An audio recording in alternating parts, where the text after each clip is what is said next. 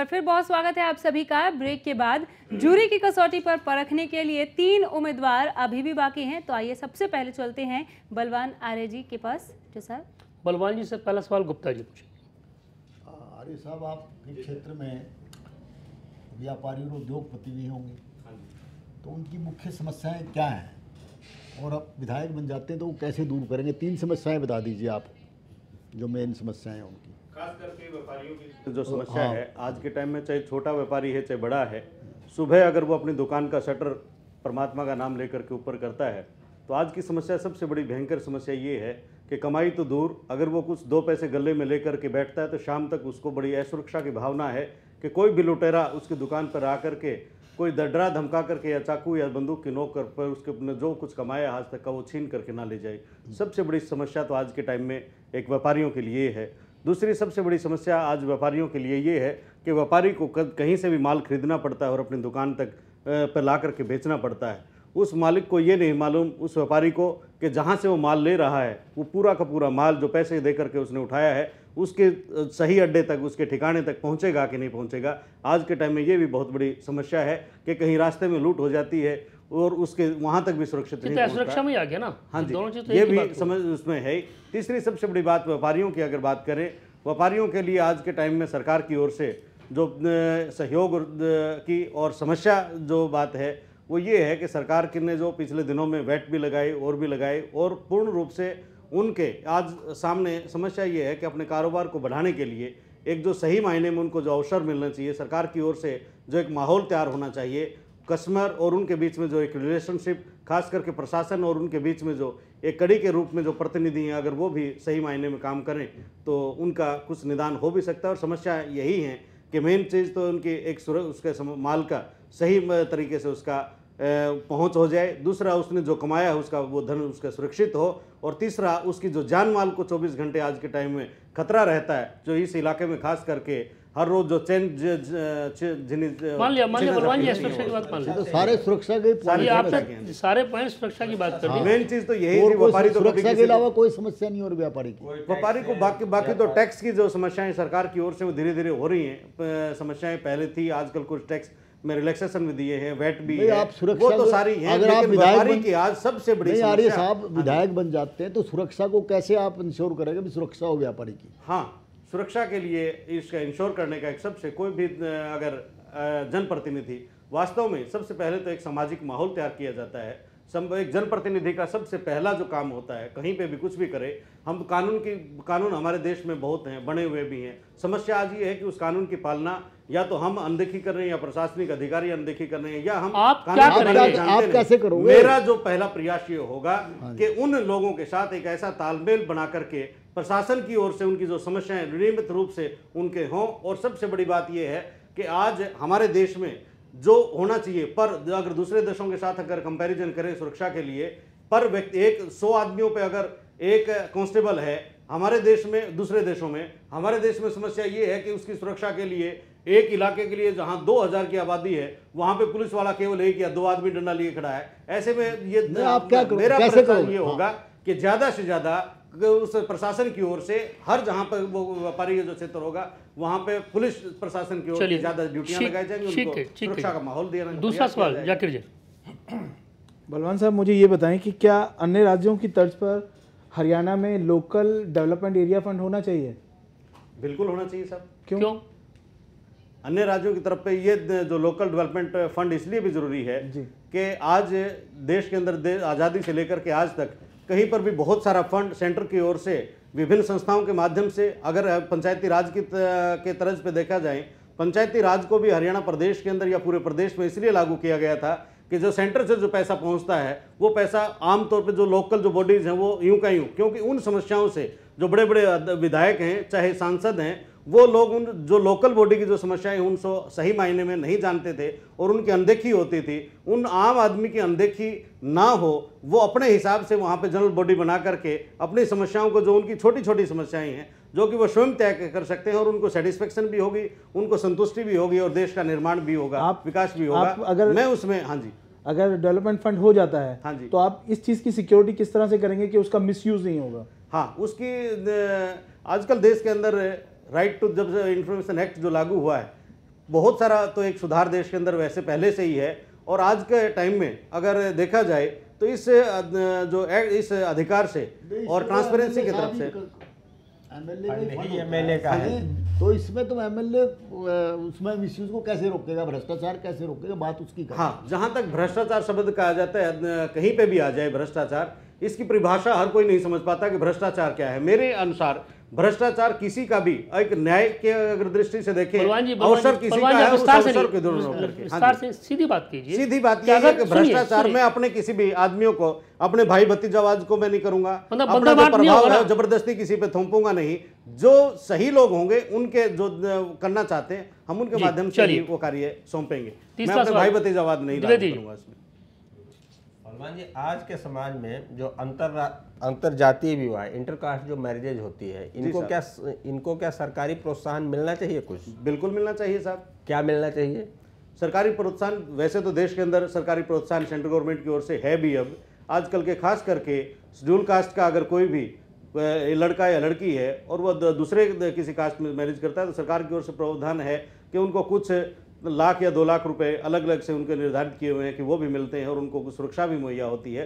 और दूसरा, मैं इसको कोई बुराई भी नहीं मानता हूं, क्योंकि अगर ये जात पात की बात अगर आज के टाइम में ख़त्म हो सकती है तो अंतर्जातीय विवाह के माध्यम से ही हो सकती है और इसमें समानता भी लाई जा सकती है। इस केवल और केवल रोटी बेटी का जो रिश्ता है, अगर आदमी अपने खुद का जो स्तर है, चाहे वो शैक्षणिक स्तर है, चाहे उसका सामाजिक स्तर है, चाहे उसका आपस में किसी प्रकार का अपने विचारों का तालमेल से अगर कोई दो प्राणी अपना मिल करके नए जीवन की शुरुआत करते हैं तो हम बलवान जी, सबको प्रोत्साहन देना आपने चाहिए। पर्टिकुलर कहा कि इस कास्ट के लिए है, हाँ तो जी। बाकी कास्ट के लिए क्या प्रोत्साहन राशि कुछ होनी चाहिए? हाँ, क्या बिल्कुल होना चाहिए, बाकियों के लिए भी होना चाहिए। मैंने ये कहा कि सरकार ने अभी तक जो किया है वो केवल एक पर्टिकुलर कास्ट, शेड्यूल कास्ट और उन लोगों के बीच में हो, लेकिन अगर इस देश की व्यवस्था में सामाजिक भाईचारे को जोड़ने का प्रयास, मेरा तो ये है कि कोई भी चाहे किसी भी अंतर्जातीय करे तो उनको प्रयोग होना चाहिए। क्षत्रिय लड़के के साथ शादी करती है, हाँ जी, वो भी तो इंटरकास्ट होगा। हाँ बिल्कुल है, मैं इस पक्ष में हूँ कि उनको भी मदद मिलनी चाहिए। क्या प्रोत्साहन मिलना चाहिए? उनका प्रोत्साहन के तौर पे ये है कि सरकारी जो प्रोत्साहन है वो सबसे पहले तो ये है कि अगर उनका रोजगार सर नहीं है, वैसे तो ज़्यादातर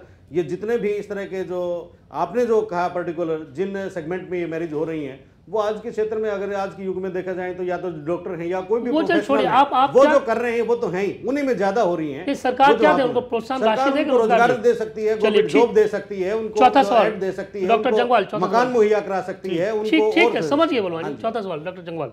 सर, मेरा अब सवाल आपके साथ पहले आप जवाब दे चुके हो कि ये बताइए कि आज की जो तंत्र है, राजनीतिक तंत्र है, जी सर, उसमें पंचायती राज जो है, पंचायती राज वो क्या मायने रखती है? आप संक्षिप्त जवाब दीजिए, बहुत विस्तार से नहीं। संक्षिप्त जवाब पंचायती राज का जी सही क्या मायने में मायने रखती है आपके लिए? मायने रखती है हाँ या ना? बिल्कुल रखती है साहब। तो क्या मायने रखती है? मायने ये रखती है कि पंचायती राज के तौर पे आजकल, पहले ये व्यवस्था नहीं होती थी, आज अब ये है कि पंचायत को जो जिला परिषद के माध्यम से खास करके समाज उसमें ग्रामीण क्षेत्र की जो समस्याएं हैं उसमें विधायक का भी विशेष रोल नहीं होता, सेंटर से डायरेक्ट उनको ग्रांट मिलती है जिससे डेवलपमेंट के काम किसी एक उसमें नहीं होते। और वो राजनीति के हिसाब से भी जो आज का पर्टिकुलर क्षेत्रवाद या और उससे दूर रह करके वो लोग अपनी बॉडी के हिसाब से अपने डेवलपमेंट कर सकते हैं, वो उनके ऊपर डिपेंड नहीं रहे अपने, चाहे वो MP हो चाहे MLA हो। ठीक उनको है, direct थैंक grant यू। मिलती 4 है। सवाल आपसे यहाँ पूरे होते हैं। Thank you. So nice, sir. चलिए, इसके बाद बारी है रविंद्र सिंह शिवरान जी आपकी। आपको जूरी की कसौटी पर परखेंगे जैसा। रविंद्र जी से पहला सवाल करेंगे मलिक साहब। रविंद्र जी, आप प्रदेश के मुख्यमंत्री बन जाते हैं तो उस हालात में आपका प्रदेश के लिए क्या विजन होगा?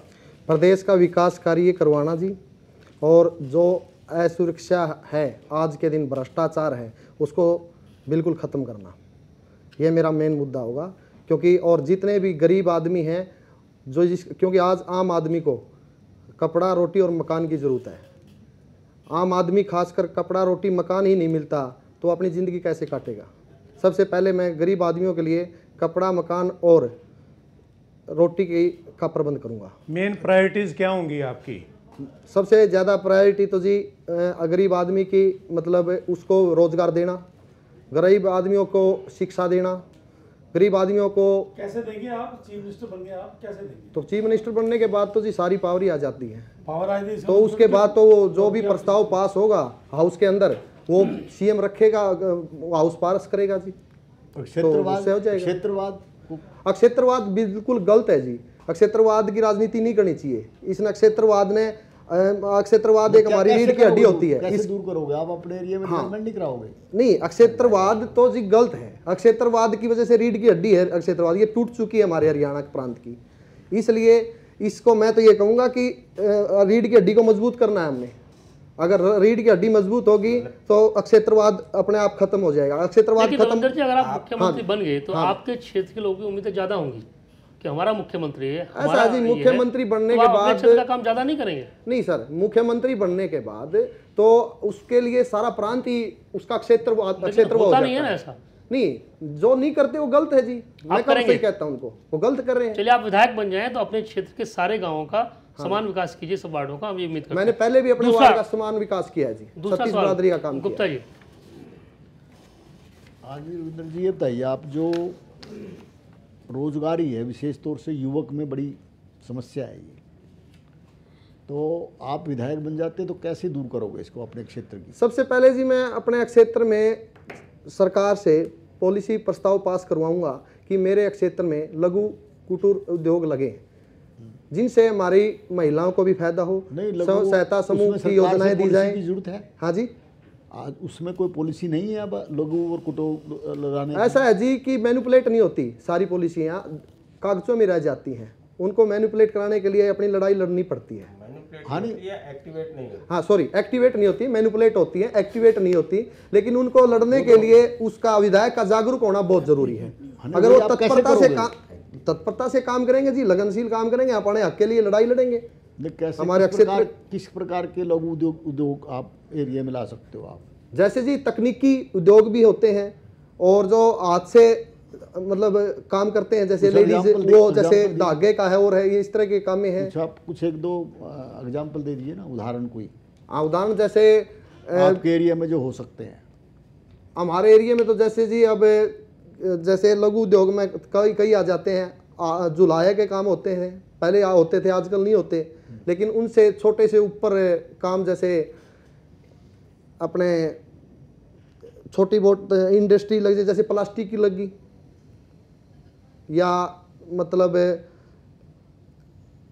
किसी भी कार्य पर लगा लो आप, कि जो भी क्षेत्र में जो चीज़ संभव है, जो संभव है, एग्रो बेस्ड कोई आपकी ऐसा है जी, जो चीज वहां पर कम आपको पता ले हो, आपको पता है कौन सी लगेगी, आप बताओ सर, आप बताओगे ना। हाँ, यही तो कह रहा हूँ जी, जो संभव तो आप ही बताओगे ना। आपको यही नहीं पता तो फिर आप कैसे लगवाओगे? नहीं लगवाएंगे जी हम। बताओ ना क्या लगवाओगे आप? उद्योग जैसे अपने कोई उद्योग लगा दिया, इंडस्ट्री का लगा दिया जी, पाइप का लगा दिया। आप इंडस्ट्री एक बड़ा वेग से बात हो गई। वो पूछते हैं पर्टिकुलर कौन सी इंडस्ट्री, कौन सा लघु उद्योग, किस जगह का कुटीर उद्योग? एक तो नाम बताइए ना, कोई मोमबत्ती का हो, कोई जैसे जुलाई का आपने नाम लिया, कोई तो बताइए आप। हाँ, तो मोमबत्ती का भी है जी। क्या संभव है? इंडस्ट्री प्लास्टिक का भी है जी, काफी है जी उद्योग। तो छोटे स्केल में आती है कुटीर उद्योग। क्या संभव है आपके क्षेत्र में? जैसे अपने छोटे उद्योग में यही आता है जी कि धागे की फैक्ट्री है या पाइप की फैक्ट्री है, छोटे उद्योग तो यही है जी। और जैसे मिनरल वाटर है जी, मिनरल वाटर है, इस तरह के काफी है उद्योग। ठीक है जी। तीसरा सवाल जाकिर जी, मुझे ये बताएं कि खाप पंचायतों के बारे में आप जानते हैं? हाँ जी। तो खाप पंचायतों के फैसले सही होते हैं या गलत? खाप पंचायतों के फैसले कुछ सही भी होते हैं जी, कुछ गलत भी होते हैं। कोई भी गलत दो फैसले मुझे बता दीजिए। गलत फैसले तो शादी ब्याह के फैसले के अलावा। हाँ जी। जो इन्होंने अभी इस तरह से जो आप खबरें सुनते हैं, जिस तरह से हो रहा है कि वो शादी की वजह से खाप पंचायतों ने ये फैसला दिया, तुगलकी फरमान दिया, उसके अलावा आप मुझे बता दीजिए कोई भी दो फैसले जो आपको गलत लगे हों।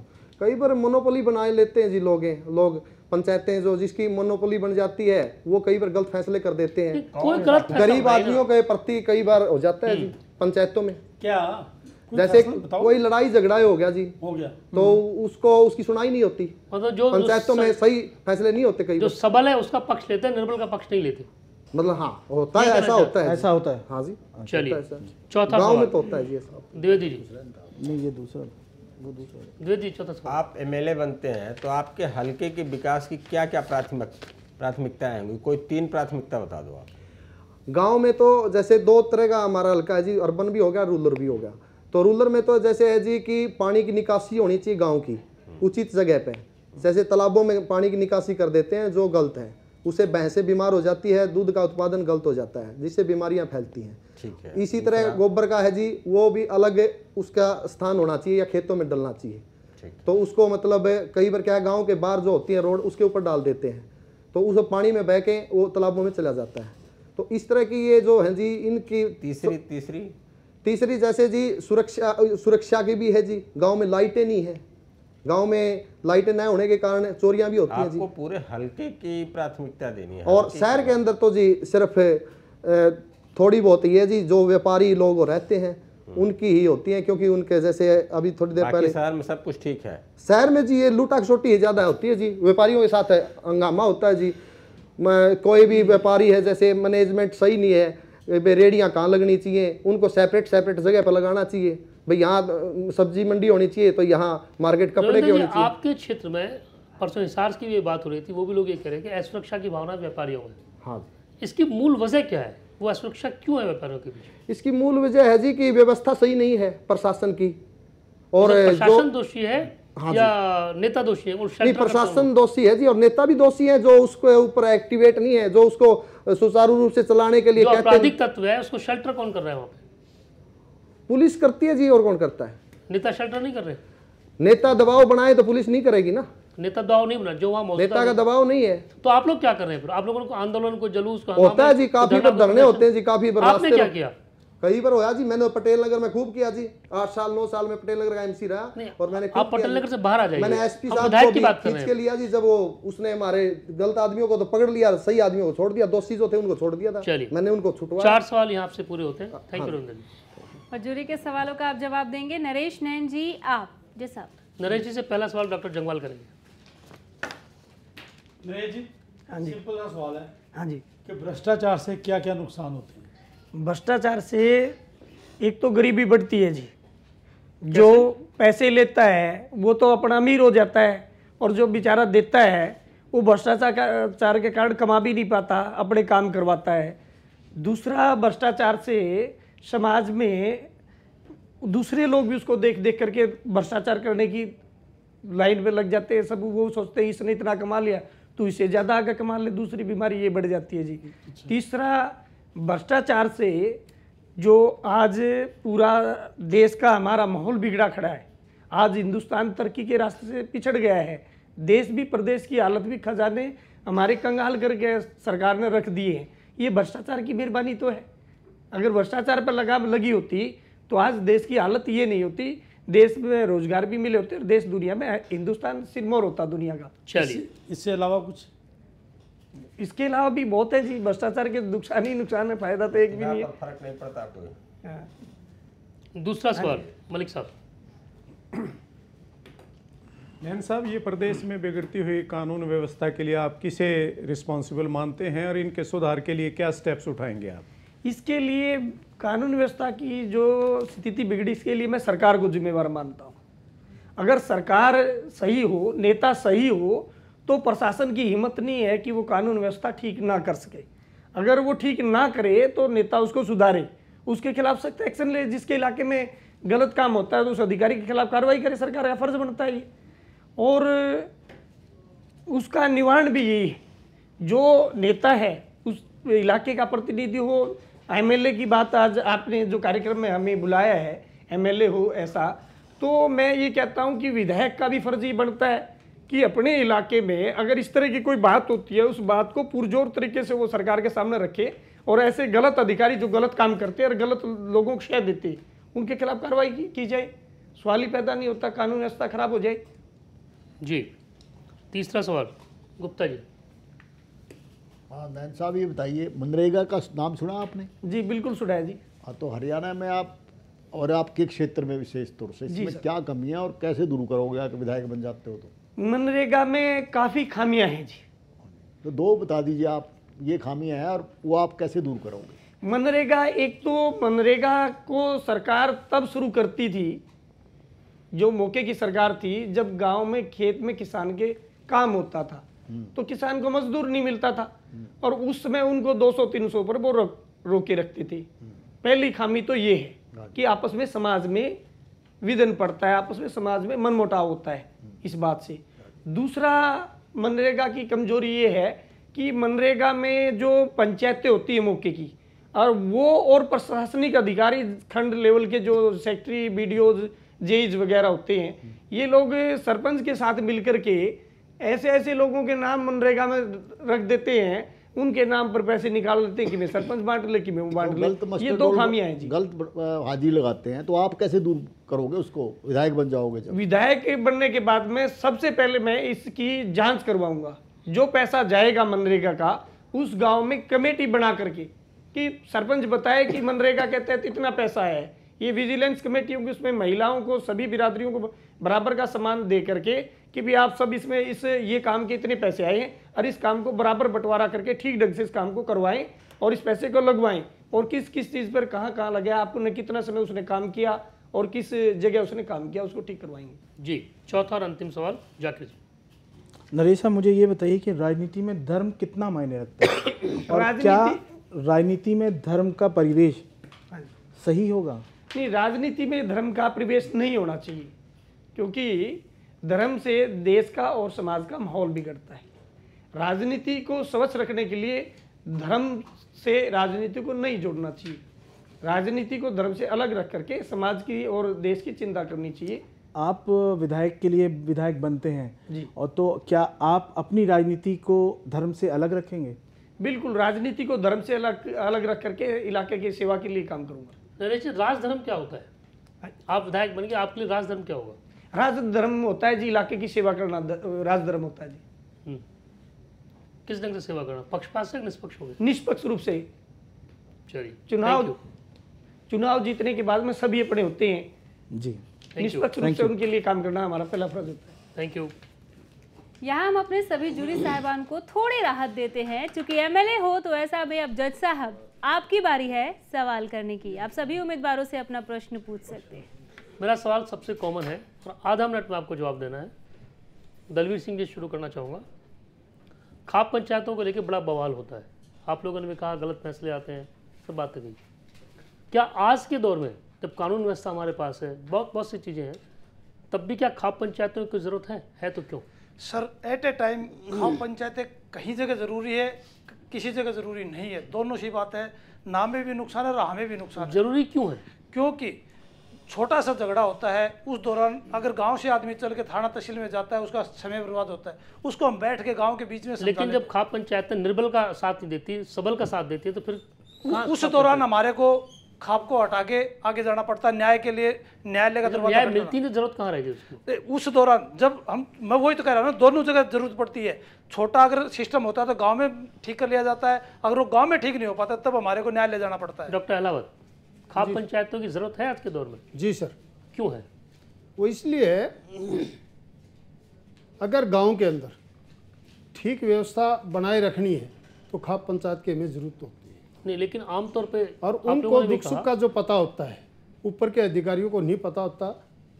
हाँ, ठीक है कि जहाँ तक कानून व्यवस्था की बात है, मैं ये कहूँगा सरकार से कि गांव में जाके थोड़ा कानून के बारे में उन लोगों को भी सिखाएं जो गांव से जुड़े हुए हैं, क्षेत्र से जुड़े हुए हैं। इसमें तो सिखाने की जरूरत ही नहीं है जी। आमतौर पर कई कैंडिडेट से हमने पूछा है, सब कहते हैं कि खाप पंचायतें जो कमजोर वर्ग के लोग हैं, कमजोर उनका साथ नहीं देती, जैसे आप लोगों ने भी कहा अभी, तो फिर क्या जरूरत है कि खाप? नहीं सर, ऐसा नहीं है, हर जगह ऐसा नहीं है। मैं नहीं कहूँगा ये बातें कि हर जगह ही बेईमान पैदा हो गए हैं, नहीं, स्वच्छ आदमी भी बहुत हैं। और वहाँ पर मैं चाहता हूँ थोड़ी बहुत अगर कमी है तो उसको सुधारा जाए। मदन लाल जी, यही सवाल आपसे भी है। खाप पंचायतें जो सामाजिक ताना बाना है, इसमें अहम रोल अदा करती है। जैसे घर के अंदर मुखिया की ज़रूरत होती है, उसी तरह कई बार ऐसे सामाजिक रूप से कोई छोटे मोटे झगड़े मन मुटाव हो जाते हैं, या कई बार समाज के अंदर कोई इस प्रकार का कार्य होता है जिसको खाप पंचायतें सामूहिक रूप से उस कार्य की पूर्ति में अहम योगदान अदा कर सकती है। घर में तो औरत की भी जरूरत होती है, बिना महिला के घर नहीं चलता, और खाप पंचायतों में महिलाओं को इग्नोर किया गया अभी तक, तो फिर खाप पंचायत की जरूरत कहाँ रहेगी? लेकिन वो कई बार जब समाज के अंदर, अब मैंने ग्राम स्तर पर भी देखा है कि कोई फैसला करना हो तो पंचायत के अंदर ऐसे लोगों को बुला लिया जाता है जो पक्षपात पूर्वक फैसला करते हैं। खाप पंचायतों में नहीं, पंचायत के अंदर भी ऐसा हो रहा है आजकल।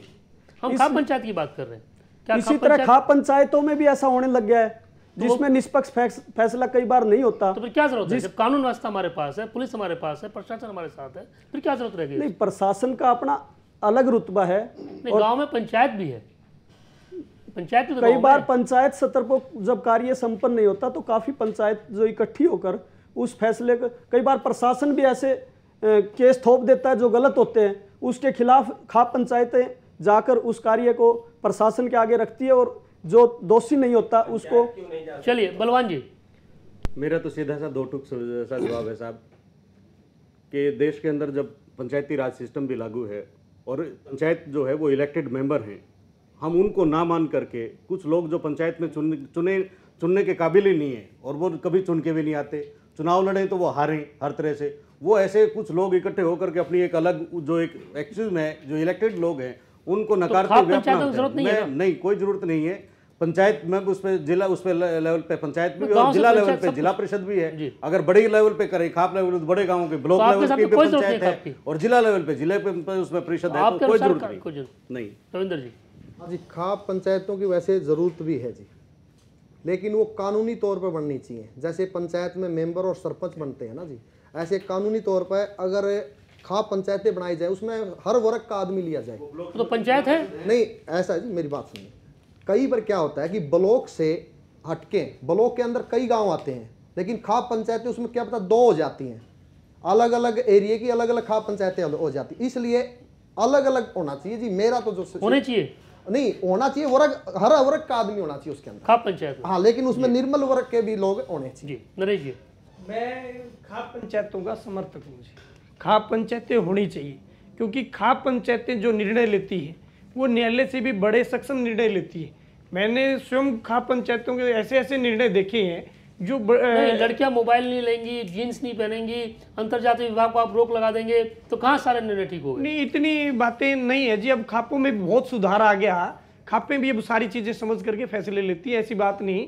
तो ये मौजूदा स्वरूप है उसमें बदलाव होना चाहिए। नहीं, बदलाव होना चाहिए, लेकिन न्याय जो खाप जो पंचायतें न्याय करती है ना जी, न्यायपालिका से भी अच्छा बहुत से फैसले ऐसे हैं, अगर आप गहराई में जाकर के देखोगे। फैसले ऐसे भी तो हैं कि 2 लड़कियों अगर एक गांव में शादी होगी तो राखी बांध दीजिए, बच्चा भी हो गया तब भी भाई बहन बना दीजिए, तो कहाँ सारे फैसले ठीक? देखो एक आधी जगह तो ये तो अपवाद पहले भी ये बात आई है कि सुधार होना चाहिए उसमें। Thank you. खाप पंचायतें होनी चाहिए और उसमें सुधार होना चाहिए। Thank you. इसी के साथ यहाँ सवाल जवाब राउंड खत्म होता है और अब बारी है तीसरे राउंड व्यक्तित्व और नेतृत्व की। व्यक्तित्व और नेतृत्व राउंड में मैं तमाम जूरी सदस्यों से आग्रह करूंगी कि वो संबोधन राउंड और सवाल जवाब राउंड के दौरान ही सभी उम्मीदवारों के व्यक्तित्व और नेतृत्व की परख करते हुए उन्हें अंक दें, क्योंकि इसके लिए हमने अलग से कोई राउंड नहीं रखा है। इसी के साथ नलवा हलके का जूरी राउंड अपने अंजाम तक पहुंचता है। जाहिर है अब सभी को इंतजार है ये जानने का कि आखिर नलवा हलके से खबरें अभी तक ने किसे चुना है, एमएलए हो तो ऐसा। लेकिन ये बताने से पहले ले रहे हैं एक छोटा सा ब्रेक, फौरन लौटेंगे।